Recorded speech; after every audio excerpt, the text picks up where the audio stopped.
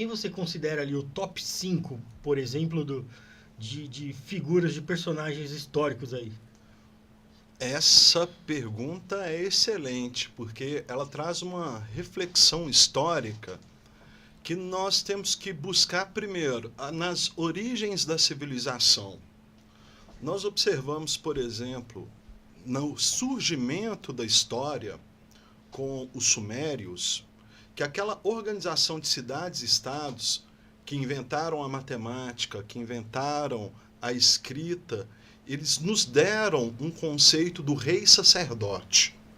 O rei sacerdote, ele é um líder político e um emissário divino que está intermediando a vontade do povo com a vontade dos deuses. Esses reis sacerdotes, eles vinham de linhagens divinas que eram o cruzamento de deuses com humanos.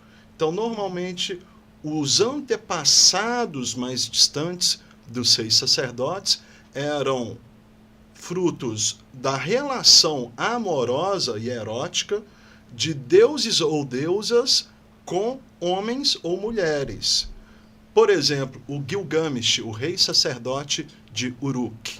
Ele é a epopeia mais conhecida que se tenha dele. E o Gilgamesh é tido que ele é um rei sacerdote e ele tem 2/3 divinos e 1/3 humano. A mãe dele é uma deusa e o pai dele era um campeão. Quer dizer que era um homem que, devido aos seus valores na sociedade, aquela deusa o escolheu para gerar um filho que seria o governante. Então surge Gilgamesh, o mais sábio dos homens. E, ao mesmo tempo, ele tinha um corpo gigantesco.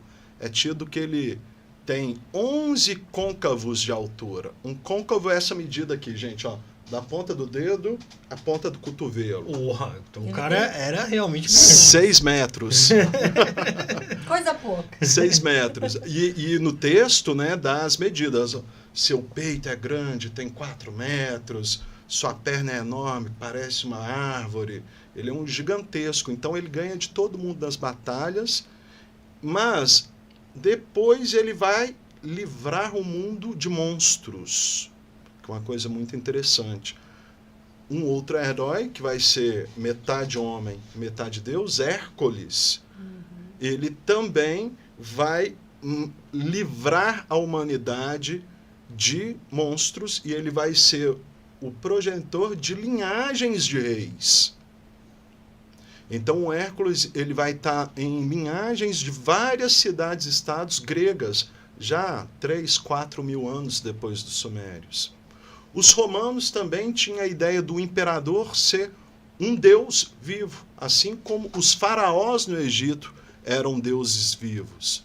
Então nós pegamos essa antiguidade humana e começamos a correlacionar que a política e a magia andavam juntos. Até mesmo na Bíblia, por exemplo, os grandes iniciados da Bíblia, Moisés, ele é um líder político e um líder espiritual. Abraão, um fundador, é um líder político e um líder espiritual. Salomão, Davi, Daniel, que vai ir na cova dos leões, mas vai interpretar e aconselhar o rei da Babilônia. José, que vai estar no Egito aconselhando o faraó através da interpretação dos sonhos. Então, esse passado, ele se converge na Idade Média. E na Idade Média, nós vamos ver grandes iniciados também apoiando lideranças políticas. Temos na mitologia o Merlin com o Arthur, né, no começo da Inglaterra. O rei Arthur, ele realmente existiu? Esse é um debate que a história não consegue responder, mas o que a gente sabe? Que no período que ele poderia ter existido, é um momento de escassez de fontes históricas, que seria no momento no qual os romanos estão deixando a ilha britânica, começam as invasões saxãs, então é o começo do cristianismo na Inglaterra. E naquele momento vai se formar 7 reinos, e desses 7 reinos, o Arthur seria aquele que está intermediando o começo do cristianismo com o fim daquele paganismo celta que havia ali.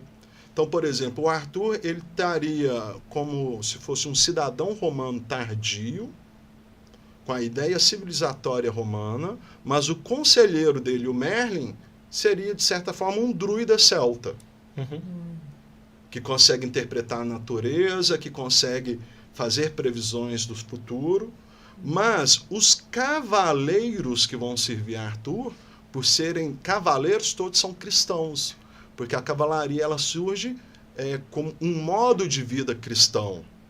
Então, ele vai reunir certas qualidades, certas virtudes, que vão representar, sobretudo, uma época.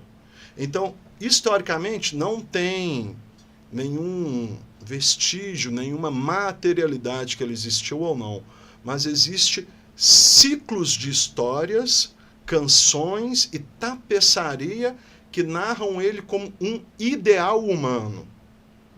Ele seria assim, ó, o cavaleiro que nós queríamos ser, o rei que nós queríamos ter. Então ele envolve o ápice da humanidade, dos valores humanos, daquela época, entre o século VI, do ano 500, a perto do ano 1000. Mas, né, o ano 1000, a Inglaterra já estaria constituída, então ele estaria ali na origem, ano 500, 600, 700, um momento no qual, em quase todos os locais do mundo ocidental, vai ter uma grande carência de fontes históricas.